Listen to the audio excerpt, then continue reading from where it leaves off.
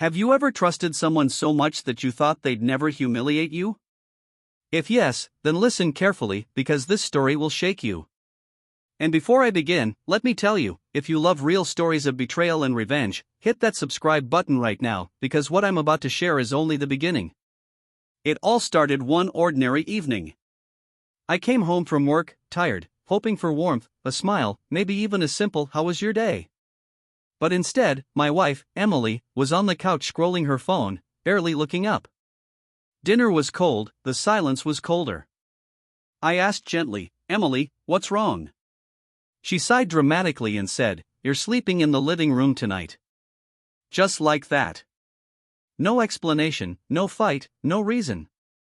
Like I was some unwanted guest in my own house. I stood there frozen, holding my bag, heart pounding. "Why?" I asked, forcing calmness into my voice. She didn't even meet my eyes. "Because I need space. And honestly, I don't feel like sharing my bed with you anymore." Imagine the sting of those words. My mind started racing. Was she seeing someone else? Was this her way of pushing me out slowly? That night, lying on the couch in the cold living room, I couldn't sleep. My heart kept replaying every moment, every smile, every promise she had once made. I thought marriage was about partnership, about sharing both love and burdens. But now, it felt like I was just disposable. And here's where things get interesting, so stick with me till the end, and don't forget to subscribe if betrayal stories hit close to home. The next morning, I decided to confront her. But instead of guilt, Emily laughed. "Oh, don't be dramatic. It's just a couch. You'll survive." The way she said it, mocking, dismissive, was worse than the act itself. It was like she enjoyed seeing me broken. Days turned into weeks, and I noticed patterns. Late-night texts. Sudden business meetings. A perfume on her clothes I didn't recognize. Every instinct told me the truth. She wasn't just pushing me to the couch, she was pushing me out of her life. For another man. And you know what hurt the most? She didn't even hide it well. One night, I overheard her whispering on the phone, giggling softly, saying words I hadn't heard from her in months. "I wish you were here instead of him." That was it. My heart didn't break, it turned to stone. So, I started planning. Quietly, patiently. I gathered proof. Screenshots of her texts. A recording of her late-night calls. Even a picture of her holding another man's hand when she thought I wasn't watching. Every piece of evidence was like a nail in the coffin of our marriage. But here's where most people get it wrong. They think revenge means shouting, fighting, creating a scene. Not me. I wanted silence. I wanted calm. I wanted her to destroy herself with the truth she had tried to hide. One Sunday morning, I sat her down at the dining table. A stack of papers lay between us. She looked confused. "What's this?" she asked.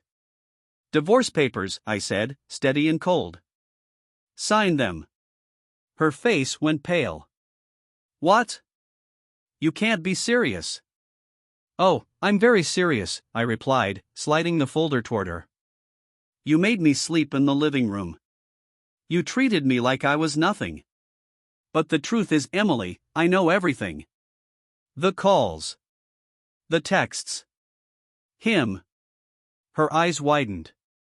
She stammered, tried to deny it, but I pulled out my phone and pressed play. Her own voice filled the room. "I wish you were here instead of him." Silence.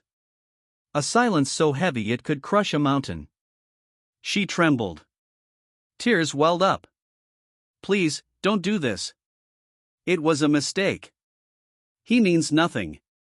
But her crocodile tears didn't move me anymore. I had already spent enough nights crying alone on that couch. I leaned in closer and whispered, "You made me feel unwanted in my own home. Now, I'm making you unwanted in my life." With shaking hands, she signed.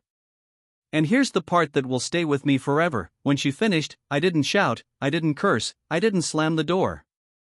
I just stood, picked up the papers, and said calmly, "Goodbye, Emily." Then I walked out. I didn't look back. the air outside felt lighter. For the first time in months, maybe years, I could breathe. Betrayal had burned me, yes, but it had also freed me. And let me tell you something, sometimes the sweetest revenge is not chaos, not rage, but silence, proof, and walking away with dignity. So, what do you think? Did I do the right thing? Would you have walked out the same way, or given her another chance? Tell me in the comments, and if you want more true stories of betrayal, heartbreak, and cold revenge, make sure you hit that subscribe button right now. Because trust me, the next story is even darker.